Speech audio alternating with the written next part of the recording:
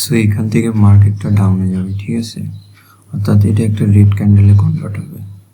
So এখানে সেলার্সের pressure আছে, ঠিক আছে, যার কারণে এটা একটা রেড ক্যান্ডেল হবে।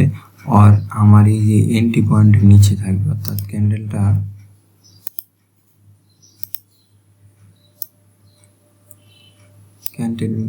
অথবা এই জায়গায় ক্লোজ দিবে, ঠিক আছে।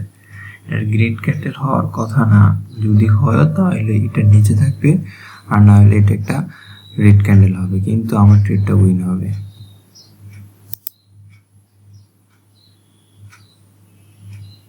কারণ এখানে সেলার্সের পাওয়ার বেশি, ঠিক আছে। ওকে, আমাদের ট্রেডটা উইন হয়েছে।